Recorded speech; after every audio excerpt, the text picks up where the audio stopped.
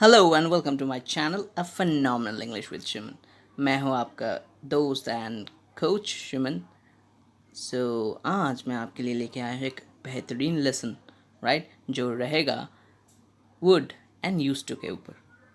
Right, कैसे हम would और यूज टू को हमारे कम्युनिकेशन में यूज़ कर सकते हैं और कब उसके जो पैतरे हैं वो हम सीखेंगे, और कब यूज़ करना चाहिए और कब यूज़ नहीं करना चाहिए वो भी हम सीख लेंगे आज। राइट, सो एक बहुत ही बेहतरीन लेसन आने वाला है दोस्तों। तो उससे पहले मैं एक लाइन से आज शुरू करना चाहूँगा। Rise stronger when your heart breaks, don't let the smile fade, now strike harder, what once died can never again be dead.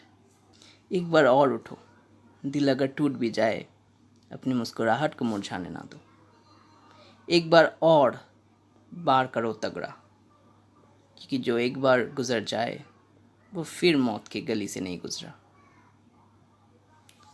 So that's the thing, you know ये लाइन मैंने खुद ही लिखा था। एज यू नो, मैं कोई writer तो हूँ नहीं, कभी कभी कुछ लिखने का मन करता है तो आप लोगों के साथ शेयर कर लेता हूँ। Definitely share this video so that YouTube algorithm को थोड़ा हेल्प मिले इसे प्रमोट करने में। Okay, moving on to our today's lesson, that is use to versus would. कब हम यूज टू और वुड को यूज़ कर सकते हैं कम्युनिकेशन में।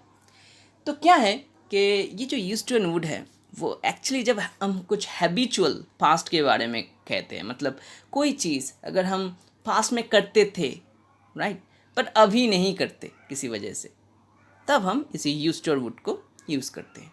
राइट, मान लीजिए कि आप जब छोटे थे तो आपको आइसक्रीम बहुत पसंद था, आप बहुत आइसक्रीम खाते थे। तो ये जो बातें हैं आप यूज टू और वुड के हेल्प से कह सकते हैं।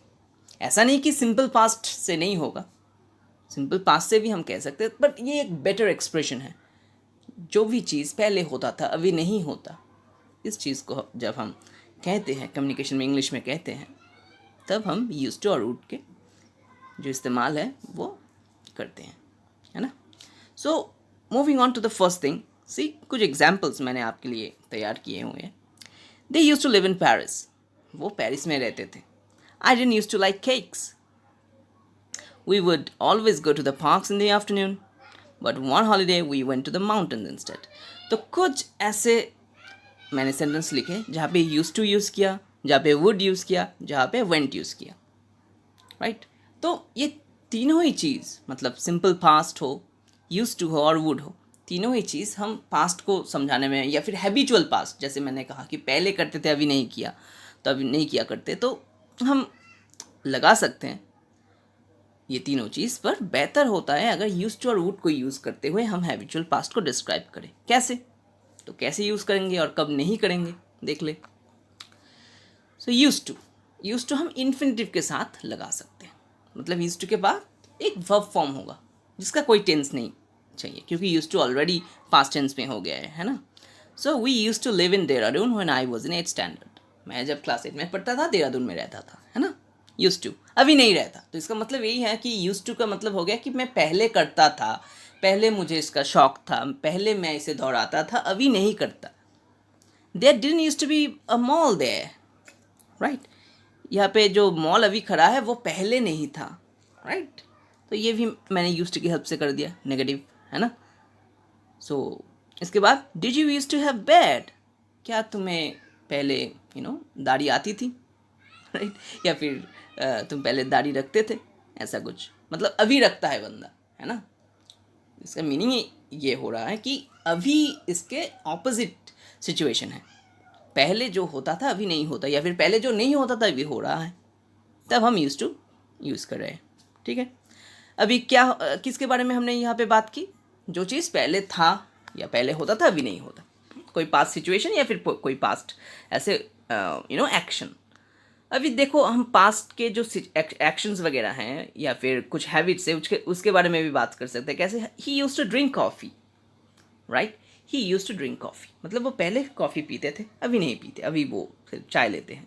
My father use to read newspaper daily but now he watches podcast, right. So that's how it is. जो पहले होता था रिपीटेड एक्शंस था, हर दिन करते थे, अभी नहीं करते, है ना। तो ये जो चीज़ें हैं यूज टू को लेकर, ये जो हमने यूज टू का इस्तेमाल कर दिया यहाँ पे, तो वो ही किस में हेल्प करता है? हैबिचुअल पास्ट को समझाने में हेल्प करता है। हैबिचुअल पास्ट मतलब जो पहले हैबिट की तरह हम करते थे, एक हैबिट था, रिपीटेड एक्शन था, अभी नहीं होता। राइट, आई थिंक ये क्लियर हो गया। Moving on to next thing. अभी वुड, यूज्ड और वुड को हम कब यूज़ कर सकते हैं, कब नहीं कर सकते? सो यूज्ड टू नॉर्मली हम जब यूज़ करते हैं उसके साथ एक पास्ट रेफरेंस हो भी सकता है, नहीं भी हो सकता है। पास्ट रेफरेंस मतलब अगर मैंने कहा आई यूज टू टेक कॉफ़ी, मतलब मैं कॉफ़ी पीता था। कब पीता था मैंने नहीं बताया, मैं जब छोटा था, मैं जब यंग था, मैं जब कुछ भी, ऐसा कुछ टाइम रेफरेंस मैंने नहीं दिया, फिर भी यूज टू मैं लगा सकता हूँ। पर अगर कोई टाइम रेफरेंस के सिवा मैं वुड को लगाऊँ तो ये थोड़ा अननेचुरल लगता है। आई वुड ड्रिंक कॉफ़ी, अभी आई वुड ड्रिंक कॉफ़ी का मतलब ये हो जाता है कि शायद मैं कॉफ़ी पीता। राइट, मतलब कभी कभी हम ऐसे कहते हैं ना कि अगर तुम आते तो मैं शायद ये करता। Right, so I would do that, I would love to do that, मतलब मुझे तो बहुत अच्छा लगता अगर मैं ये कर पाता। तो ये चीज़ थोड़ा फ्यूचर में, मतलब थोड़ा हम इमेजिनेशन में चले जा रहे हैं ऐसा लगता। तो अगर हम कुछ टाइम रेफरेंस के साथ वुड यूज़ करें तो इसका मीनिंग निकलता है, वरना मीनिंग नहीं निकलता। कैसे? अगर मैं कहूँ I would watch cartoons every Saturday morning when I was very little, तो इसका कुछ मतलब नहीं निकलता। क्यों? क्योंकि आई वुड वॉच कार्टून, मैं शायद कार्टून देखता, ऐसा हो जाता है। मंडे को, मतलब सॉरी सैटरडे को जब मैं छोटा था तब मैं शायद कार्टून देखता। ये तो थोड़ा इमेजिनेशन वाला पार्ट हो गया, मतलब अननेचुरल लग रहा है ना, ग्रामेटिकली रॉन्ग है। बट अगर मैं इसे ऐसे कहूँ कि when I was little I would play cricket और आई वुड वॉच कार्टून, तब इसका मीनिंग निकलता है। क्योंकि मैंने पहले ही टाइम रेफरेंस दे दी कि व्हेन आई वॉज लिटिल, मतलब मैं जब छोटा था उसके बारे में बात करता था। तो उसका यही मतलब निकलता है कि जब मैं छोटा था तब मुझे खेलना पसंद था। आई would play cricket every Saturday, right now I really play. मतलब अभी नहीं होता ये काम, अभी रिपीट नहीं होता, पर पहले जब मैं छोटा था तब होता था। तो मतलब यूज्ड टू और वुड इस जगह में मैंने सेम ही तरीके से यूज़ कर दिया। मैंने कहा कि I used to play, I would play, पर यूज्ड टू के साथ मैं अगर टाइम रेफरेंस ना दूँ तो भी चलता है, पर वुड के साथ टाइम रेफरेंस देना ही देना है, वरना थोड़ा अननेचुरल लगेगा। राइट, ये बात समझ आ गई ना?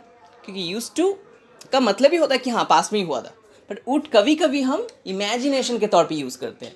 इसलिए वुड के साथ अगर पास्ट टाइम रेफरेंस ना हो तो हो सकता है कि लगे कि मैं शायद ये करता, थोड़ा इमेजिनेशन वाला पार्ट आ जाएगा।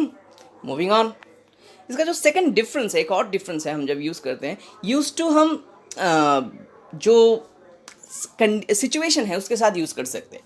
अगर मैंने ऐसा कह दिया कि जब मैं स्टूडेंट था मैं बहुत स्टूडियस हुआ करता था, सो मैं कह सकता हूँ when I was a student I used to be studious. Right, ये ग्रामेटिकली बिल्कुल सही है। मगर अगर मैं ये कहूँ कि when I was a student I would be studious, अगर कोई सिचुएशन, बी वर्ब वहाँ पे आ रहा है ना, मैं स्टूडियस हुआ करता था, सिचुएशन है। राइट, कोई एक्शन नहीं है ना, एक स्टेट है। जब भी कोई स्टेट आ जाएगा, कुछ सिचुएशन आ जाएगा, तब हम यूट वुड को नहीं लगा सकते, वरना वही जैसे मैंने कहा इमेजिनेशन वाला पार्ट आ जाएगा। ऐसा लगेगा कि मैं कुछ इमेजिन कर रहा हूँ कि मैं छोटा होऊंगा तो शायद कुछ मैं स्टूडियस होऊंगा, ऐसा ऐसा कुछ लगेगा, बहुत ही अननेचुरल लगेगा, ऑकवर्ड लगेगा। जैसे मैंने लिखा है यहाँ पे, it be very awkward and ungrammatical. But when he was a kid he used to love music, इसका मीनिंग निकलता है when he was a kid he would love it. Love के साथ भी यही प्रॉब्लम है। राइट, कुछ ऐसे वर्ब, स्टेटिव वर्ब हम कहते हैं उसे, लव, अंडरस्टैंड, फील, इसके साथ हम वुड नहीं लगा सकते। राइट, मतलब हैबिचुअल पास्ट अगर समझाना हो तब वुड नहीं लगा सकते। इमेजिनेशन में ठीक है कि मैं ये करता, I would love to do that, हम ये कह सकते हैं, ये अलग चीज़ है। राइट, कि मैं वो चीज़ करना चाहूँगा, मुझे पसंद होगा, वो अलग चीज़ है। अगर मैं हैबिचुअल पास्ट समझाना चाहूँ तो वुड के साथ मैं लव, बी वर्ब या फिर अंडरस्टैंड, फील, ये सारे स्टेटिव वर्ब हम नहीं लगा सकते। राइट, मेरे ख्याल से मैं समझा पा रहा हूँ। फिर moving on to the next. Okay, हम कुछ ऐसे कंपैरिजन वाला सेंटेंस देख लेते हैं, कुछ ऐसे एग्जाम्पल के तौर में हम यूज़ कर लेते हैं, है ना, प्रैक्टिस के लिए। He used to dance before, वो पहले डांस करता था, सही बात है। When he was young he would dance, तो मैंने पहले ही टाइम रेफरेंस दे दिया, देखा वुड का यूज़ कि जब मैं छोटा था तब मैं डांस करता था, हो गया। My mom used to love fish, in his youth he would fancy fish items, जब वो कम उम्र का था तब वो फिश आइटम को बहुत फैंसी मतलब एक कॉमन वर्ड है, एक कॉलोक्वियल वर्ड है फैंसी मतलब कोई चीज़ अगर आपको चाहिए हो खाने के लिए या फिर कुछ भी ऐसे आपको बहुत पसंद हो, आप कह सकते हो I fancy an ice cream in this summer, that's how it is, right. So my mom used to love fish and in his youth he would fancy fish, क्योंकि मुझे टाइम रेफरेंस देना था, इसलिए मैंने कह दिया इन हिज यूथ, मतलब अब वो यूथ नहीं है तो उसको फिश आइटम शायद उतना पसंद नहीं.